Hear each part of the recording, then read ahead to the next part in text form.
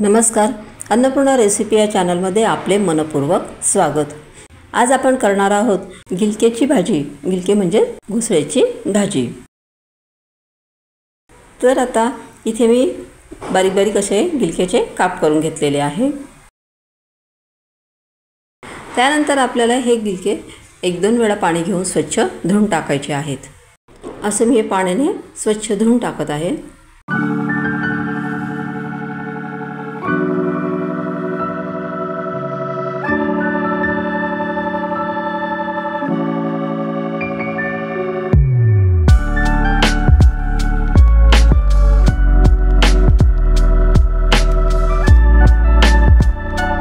त्यानंतर आपल्याला गॅसवरती कढई ठेवायची आहे। त्याच्यात आपल्याला तेल टाकायचं आहे। तेल गरम झाल्यानंतर आपल्याला त्याच्यामध्ये मोहरी टाकायची आहे। मोहरी आपल्याला चांगली तळतळू द्यायची आहे। त्यानंतर त्याच्यामध्ये आपल्याला जिरं टाकायचं आहे।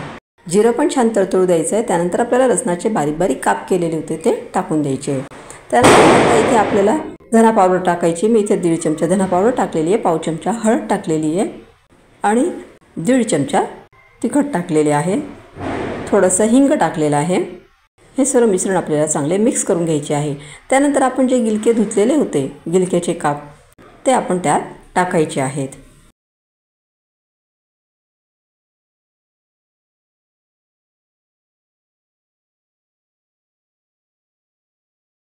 आणि त्यानंतर आपल्याला त्यामध्ये चवीनुसार मीठ टाकायचे आहे आणि हे सर्व मिश्रण आपल्याला मिक्स करून घ्यायचे आहे।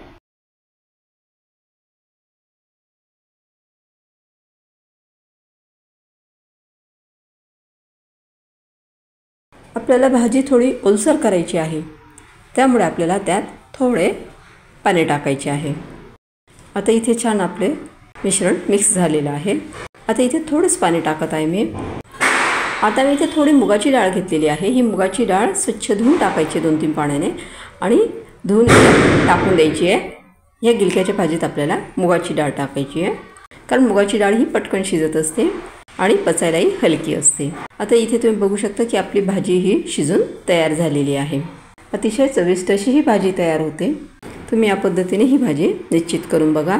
माझी ही रेसिपी तुम्हाला कशी वाटली? माझी ही रेसिपी जर तुम्हाला आवडली असेल तर ह्या व्हिडिओला लाईक करा, शेअर करा आणि चॅनलला सबस्क्राईब करा।